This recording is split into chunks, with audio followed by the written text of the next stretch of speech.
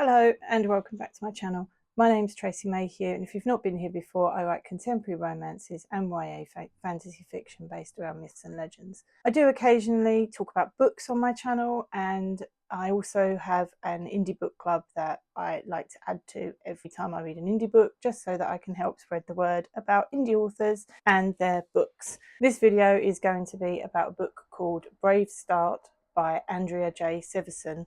I found her YouTube channel last year, towards the middle of last year, and I became kind of obsessed with watching her videos.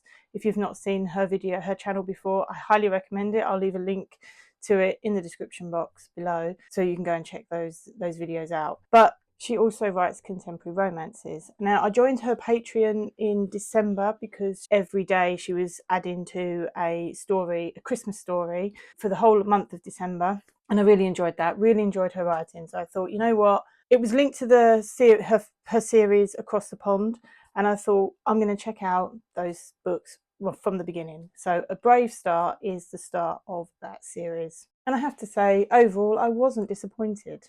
So the story starts and introduces us to the main character, who is called Eleanor. She's kind of at a dead end in her life. She's stuck in a job she's not inspired by. She wants to secretly she wants to be a writer, but I think she's a bit scared to admit it. So straight away I kind of identified with her. And it's all about, you know, her needing to have some change in her life but being too scared to put that foot forward, until her mum and her aunt kind of step in and help her make that decision and offer her the chance to study in London for a year.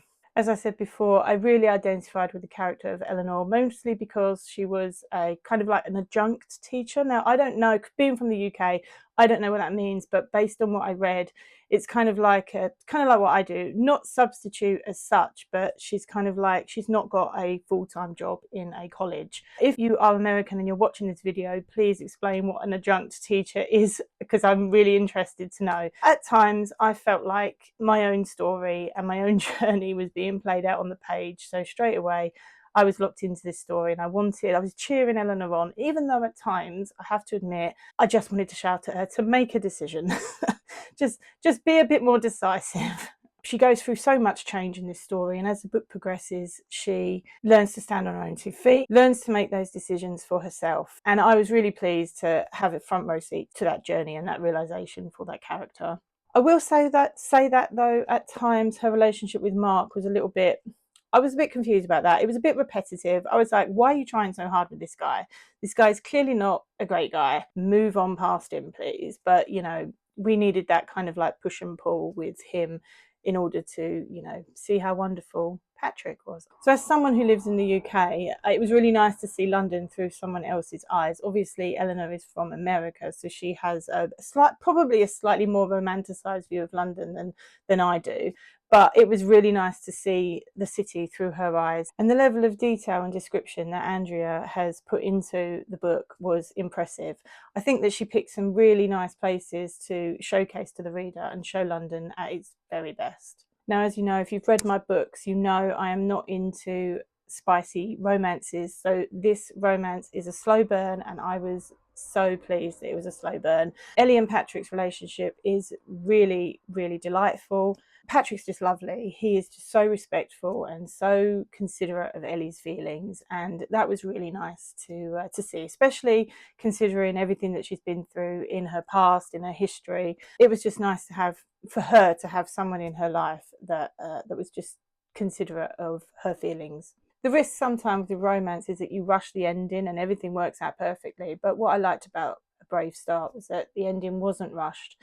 And actually, it was a real perfect way to finish the book. I won't say too much, obviously, but it was enjoyable. I really liked the ending. And as I say, it was just perfect. Overall, I would recommend this as a great start to a new romance series if you're into romances. If you don't like spicy romances, then this is a perfect romance to get into for 2026. I will be reading the rest of the series. I loved it, and I think it's a great series for any romance lover to enjoy. So that's it for this episode of Indie Author Book Club. I hope you enjoyed listening to A Brave Start and what my opinions about it. If you feel so inclined, I will leave a link to the book in the description box underneath this video. So if you want to go and check it out, you can.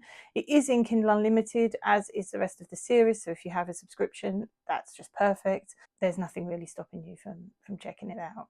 So I will leave you here, and if you want to check out any books that I've read and reviewed as part of the Indie Author Book Club, you can do so over here. And if you want to check out my writing progress for Rivers of Blood and Fire, the third book in my Viking saga series, you can do so over here. Other than that, you can subscribe to this channel, like the video, share it if you feel so inclined, and I will see you in the next one. Bye.